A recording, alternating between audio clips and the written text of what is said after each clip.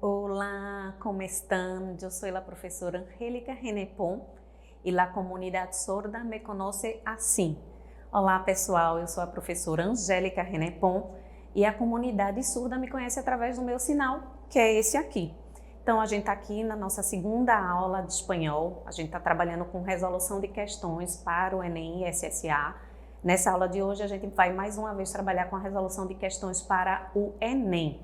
Eu estou me baseando nas provas anteriores, né? Hoje a gente vai trabalhar com a prova do Enem 2022, do caderno 1 azul, tá certo? Então vamos lá comigo. Nas questões que vocês vão observar na prova de linguagens de língua espanhola, né, do Enem 2022 e de todas as outras edições, vocês vão se deparar com 5 questões, né? Eu fico sempre reforçando isso com vocês. E nessa resolução a gente vai trabalhar algumas habilidades que são a análise textual, o relacionar estruturas linguísticas, função e uso social e vocabulário. Mas eu quero fazer um alerta. A análise textual é muito predominante nas questões do Enem. Então estejam atentos a isso, porque os outros temas vão ser correlacionados quase sempre com a análise textual. Então vamos lá começar?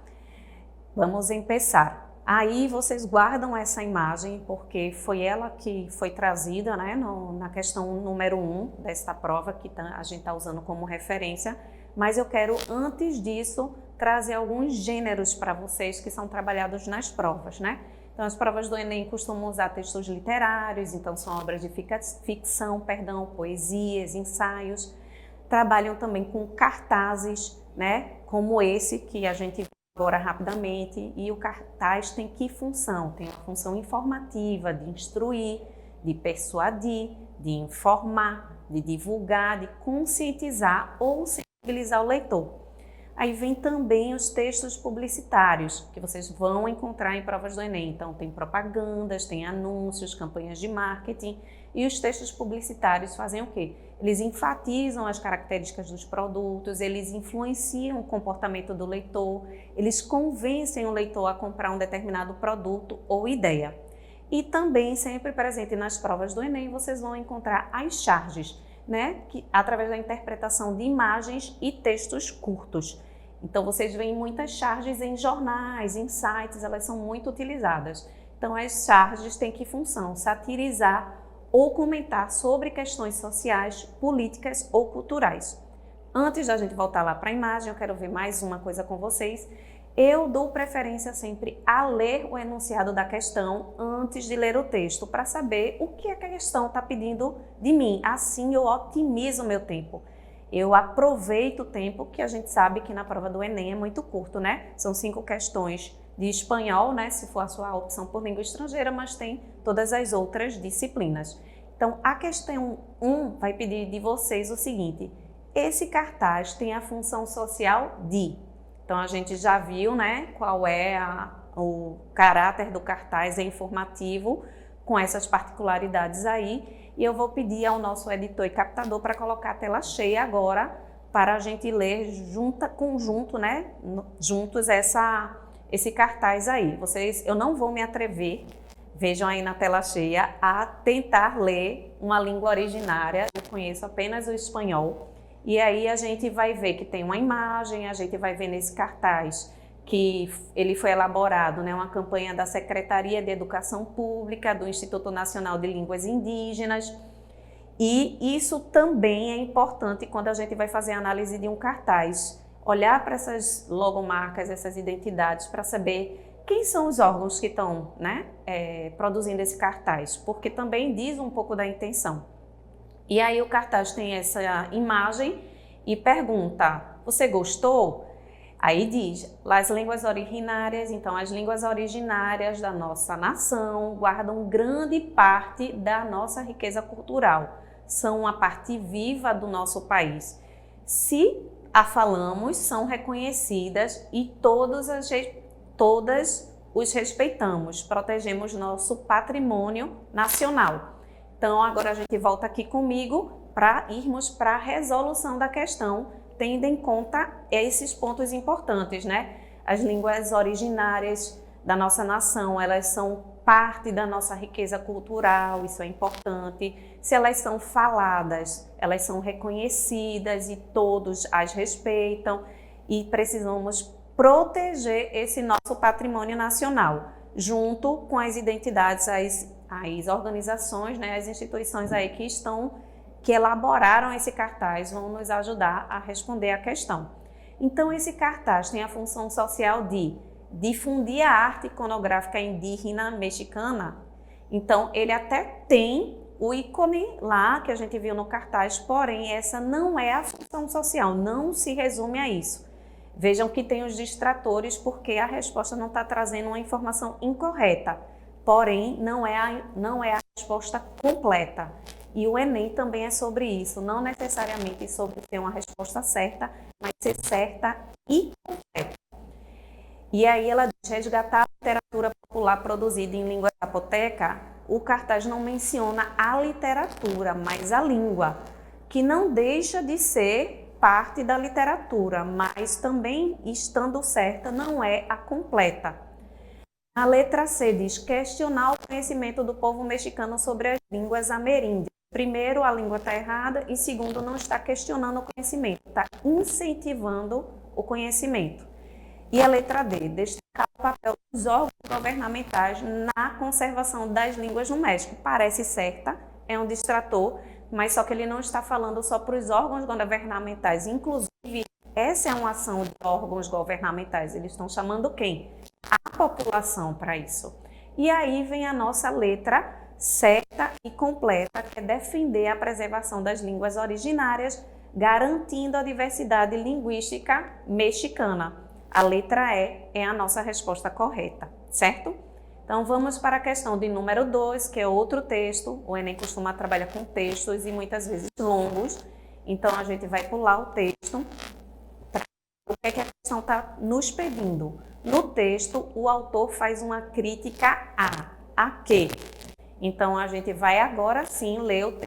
É Pequeno Hermano, que pode ser dito também, assim, traduzido para o português como o irmão mais novo. Então, o texto aqui vai dizendo: não cabe dúvida, é o instrumento mais presente, mais poderoso dos que entraram na nossa vida. Nem a televisão, nem o computador, nem o obsoleto fax, ou as agendas, ou os livros eletrônicos han tido tanta influência sobre a gente. El móvel, o celular, esse que eu sei que vocês provavelmente também podem estar usando para assistir essa aula, que usam para mandar WhatsApp, acessar as redes sociais. El móvel somos nós outros mesmos. O celular somos nós outros mesmos, né? Nós outros que fazemos parte disso. Então tá tudo desativado, meio inerte assim, sabe, fora desse mundo, inócuo. E já lhe digo, e de repente traz uma viagem, ou 3 ou 4 imprudentes fotos, saltam os avisos na tela com som, e ademais disso, e além disso, também ele tem, né, o escritor desse texto está dizendo assim, que tem todos os alertas desativados. Eu também tenho, viu, gente? Isso sugiro para vocês nessa fase de preparação do Enem, para que vocês foquem no que é realmente mais importante e necessário. Aí ele diz: é o meu monstro doméstico, me diz. Tem um recado novo. Quem nunca, né? Quem tem esse alerta aí. Então, tem um recado novo. Aí o escritor desse texto, não é o autor desse texto, diz: e tu, que sabes? E você, o que é que sabe? Essa máquina demoníaca, o que te importa? Como se atreve a me dizer quais são os meus recados? Que intromissão é essa? Que descaramento? O pequeno hermano, que é como ele se refere ao celular, sabe tudo. Só tem uma esperança, que a obsolescência programada antes do pequeno celular e que nós outros, né, nós sigamos vivos com os recordos que nos derem vontade, né, que a gente tenha direito de. Então, vamos lá analisar a questão 2 e entender que crítica o autor faz ao texto. É o conhecimento das pessoas sobre as tecnologias? Pelo contrário, ele demonstra aí que as tecnologias fazem parte da vida das pessoas, né? É o uso do celular alheio por pessoas desautorizadas? Não, em nenhum momento ele menciona uma outra pessoa usando o celular dele, né?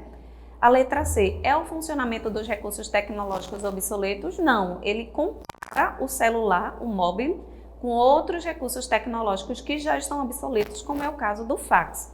E aí vem a nossa resposta certa, que é a letra D, é a ingerência do celular sobre as escolhas dos usuários. Assim, o celular está indiferente à nossa opção, à nossa escolha. Ele diz, né, questiona o celular, e tu que sabes, né? Porque me lembrou alguma coisa, porque trouxe fotos, né, de lembrança com um alerta, se eu não pedir. Então é como se o celular não respeitasse a escolha deste usuário, né, o autor do texto. E a letra E, que também está uma alternativa errada, a falta de informação sobre a configuração de alertas no celular. Pelo contrário, o autor diz que ele desativou todos os alertas no celular dele. Então, tá aí nossa resposta correta, é a letra D de dado, ingerência do celular sobre as escolhas dos usuários. E aqui, mais uma vez, outro texto, e a gente vai deixar ele para ler no final, e vamos aqui ver o que é que a questão pede da gente. Nesse texto, o autor demonstra como as diferentes expressões existentes em espanhol para se referir a amigo variam em função. Uma coisa que eu, quando estou fazendo prova, gosto bastante de fazer e recomendo para vocês é grifar. Então, o texto está perguntando se referir a amigo variam em função de quê, né? Vocês vão ver agora junto comigo que o texto traz diferentes expressões e usa a mesma palavra. Então, voltando lá para o texto, que é a questão 3, ela diz nos subúrbios de Havana, que fica em Cuba, né? Parêntese de novo aqui para a nossa aula. A cultura, a língua, os costumes também são questões trazidas nas provas de língua estrangeira em espanhol, inclusive, tá? Então, nos subúrbios de Havana, que fica em Cuba, chamam, né? Desculpa que às vezes o Chip vai trocar aí aquele hábito de falar em espanhol, mas vamos para o português. Chamam um amigo de minha terra ou meu sangue. Já em Caracas, na Venezuela, amigo é chamado como mi pana ou milhave, que é chave. Pana vem de panaderia, a fonte de um bom pão para as fomes da alma. E llave por llave, e disse Mário Benedito. E chave por chave, como disse esse autor, que é Mário Benedetti. Aqui no Brasil, como é que vocês chamam seu amigo? É meu brother, meu parça, né? Então, ele está dando exemplos nesse sentido, dentro dos costumes desses países. Que me conta que quando vivia em Buenos Aires, na Argentina, nos tempos do terror, da ditadura, né? Vários países latino-americanos sofreram com a ditadura, inclusive o Brasil. Então, essa também é uma informação importante para vocês terem em mente. Ele levava 5 chaves no seu chaveiro. 5 chaves de 5 casas, de 5 amigos, as chaves que o salvaram. Só um contexto histórico. As pessoas que viveram a ditadura não sabiam como poderiam ser abordados, né? Então, no caso de Mário Benedetti, ele tinha 5 chaves da casa dos amigos, porque em qualquer necessidade ele tinha para onde se abrigar, sem ter que, por exemplo, cruzar a cidade para chegar na própria casa dele. Ele iria para o lugar mais próximo para se proteger. Então, a gente viu aí que a palavra amigo variou, né, de uso em Cuba, na Venezuela e em Buenos Aires. Então, vamos lá para a questão. Nesse texto, o autor demonstra como as diferentes expressões existentes em espanhol para se referir a amigo variam em função. Então, das peculiaridades dos subúrbios hispano-americanos, não estão falando disso, né? Não é, apesar de ter o distrator de falar nos subúrbios de Havana, isso não é mais mencionado no texto. Da força da conexão espiritual entre os amigos, ele não menciona isso, né, no texto, né, de conexão espiritual. Apesar de falar da alma, é um distrator, mas veja que no contexto do texto todo é apenas uma palavra. A letra C, do papel da amizade em diferentes contextos. E aí sim, temos aí nossa resposta. E da letra D, do hábito de reunir amigos em torno da mesa. Isso sequer é mencionado no texto, né? E aqui na letra E, dos graus de intimidade entre os amigos. Ele não se preocupou em fazer essa distinção de grau de intimidade, mas de como a palavra amizade é trazida de acordo com a cultura, com os costumes da representação de cada país, né? Então aqui nós temos a nossa resposta certa, que é a letra C, do papel da amizade em diferentes contextos. Aqui eu trouxe só uma imagem para ilustrar, né, isso que a gente leu sobre Mário Benedetti, que quando ele morava em Buenos Aires, nos tempos do terror da ditadura, ele tinha aí 5 chaves de 5 casas de 5 amigos que o salvaram. Por último, penúltimo na verdade, nós temos esse texto, Los niños de nuestro olvido, que são as crianças do nosso esquecimento, que a gente vai ler daqui a pouquinho, como a gente tem feito, para poder ver o que a questão está pedindo a gente, está nos perguntando. No texto, a expressão mañana sin sol, uma manhã sem sol, é usada para concluir uma crítica a quê? Então, manhã, manhana e sin sol, sem sol. Então aqui, olvido pode ser, vem do verbo olvidar, que é esquecer, e aqui se traduz como esquecimento. Então aqui do início, vamos lá, escreva sobre um destino que apenas posso tocar, um ninho que inventa com cola, um lugar, que é no caso, um lugar, que é casa, também tem o mesmo significado que a palavra casa em espanhol. Enquanto eu busco as palavras para fazer essa canção, um ninho se esquiva as balas que buscam seu coração.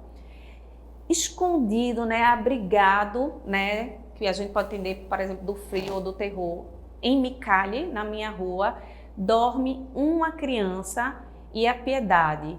Armas distantes num presépio, né, aquele igual de Jesus, se brinca com a Navidade, que se desfruta também da Navidade, que é o Natal. Então, armas distantes num presépio, numa manjedoura também pode ser traduzido. Se aproveita, se brinca com o Natal, se brinca. E aí, a laninhez, né, a infância do nosso esquecimento pede esmola. Cuidado que aí é um falso cognato, né? Lismona poderia te levar a pensar em limão, mas esmola, pede esmola num bar, lava o para-brisa do teu carro e por um peso, por um pan. Peso é a moeda em alguns países latino-americanos. Na Argentina é o peso argentino, na Colômbia é o peso colombiano e assim vai. Se as flores do futuro crescem com tanta dor, seguramente amanhã será uma manhã sem sol. Então veja que ele fala aqui, crianças, infância do esquecimento, pede esmola, limpa teu para-brisa, pede um peso, um dinheiro para comprar o pão. Se crianças, né, que ele se refere aí, se as flores do futuro crescem com tanta dor, então traz tantos aspectos assim, falando de infância, de esquecimento, de dor, né, de esmola, sobre que trata então a expressão uma manhã sem sol, que é um poético, né? Letra A, descaso diante da problemática de crianças em situação de rua. Tá aí a nossa resposta, porque no texto ele também fala que el niño se queda acurrucado em Micali. É a expressão correta. Então, essa já é a nossa resposta certa. Vamos descartar as próximas. B, violência característica do cotidiano das grandes metrópoles. A gente sabe que sim, tem um distrator dele mencionar o fato da balas procuram o coração do menino, mas é mencionado só uma vez no texto. Então, no contexto todo, manhã sem sol, que é o que ele pede, não diz respeito a isso. Letra C, estimula a mendicância nos centros urbanos, pelo contrário. O autor recrimina isso e pergunta até quando isso vai cair no nosso esquecimento. Né? A letra D, a tendência de informalização do trabalho, isso sequer é mencionado no texto, né? Não é sugerido, não é estimulado. E letra E, a falta de serviços de saúde adequados, que também não é mencionado. Então, nós temos aí a nossa resposta certa, que é a letra A, o descaso diante da problemática de crianças em situação de rua. E agora sim a nossa última questão, que é um cartaz que a gente vai ver daqui a pouquinho, e vamos entender. No texto, as palavras criança e tribo são usadas para, a gente vai identificar no cartaz. Mas, ainda antes de ir para o cartaz, eu quero fazer esse alerta aí de falsos cognatas, né? Que são palavras muito parecidas com português, né? Escritas quase igual, criança, que no português não é com Z, que não representam criança. No caso, eu recomendo sempre, aí vocês vão ver a fonte, Real Academia Espanhola, o site está aí para vocês acessarem depois. Criança em espanhol é o ato de criar, como está aí na definição, tá?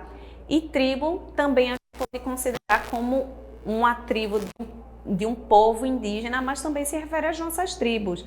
A tribo do skate, a tribo da galera da música, da galera do funk. Então, nesse sentido, o significado de tribo também pode ser compreendido dessa forma, tá certo? Então, eu vou pedir aí para o nosso editor e captador colocar tela cheia nesse cartaz para a gente ver em detalhes, tá? Vamos ficar aqui só no cartaz. O cartaz é Maternidade em Tempos de Pandemia e foi organizado, está disponível nesse site que vocês vão ver aí abaixo, né? Murig.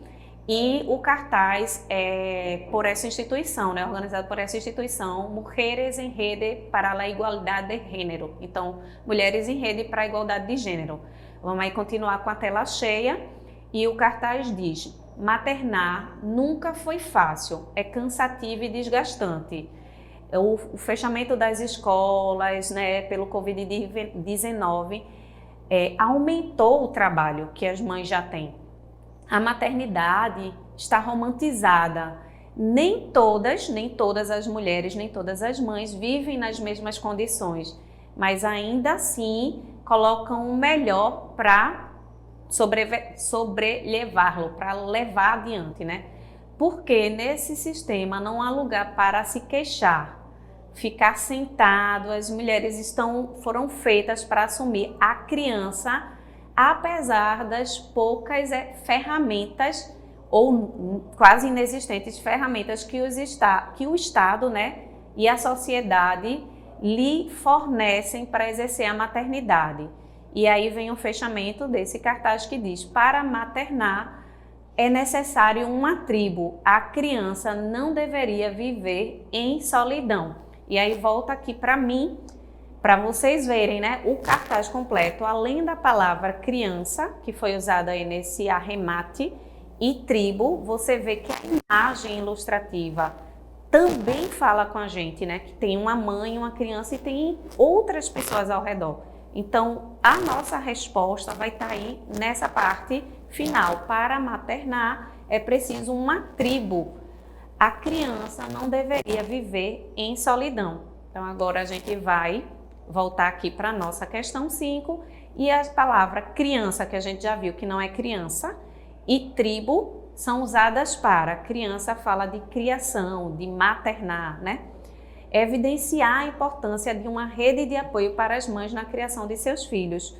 E quando a gente falou de tribo, existe a tribo das mães, de quem materna, né? Então, a gente pode traduzir tribo como rede de apoio. Então, veja que vocês precisam exercitar aqui um pouco da compreensão e sair do quadradinho de se prender só à palavra, tá?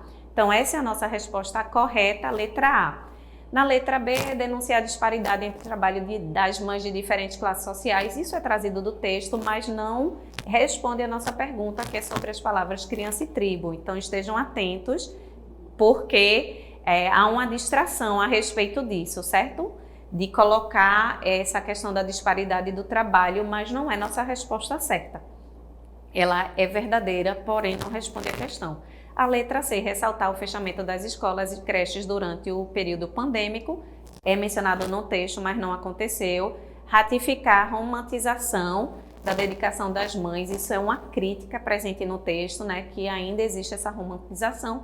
E a letra E, enfatizar a proteção aos filhos em razão do isolamento social das famílias. Isso aconteceu, mas não responde às palavras e não contempla o que é pedido na questão. Então, nossa resposta certa Na questão 5 é a letra A, evidenciar a importância de uma rede de apoio para as mães na criação dos seus filhos. E eu fico por aqui, graças a todos. A gente se vê na próxima aula, tá? Hasta luego, até logo!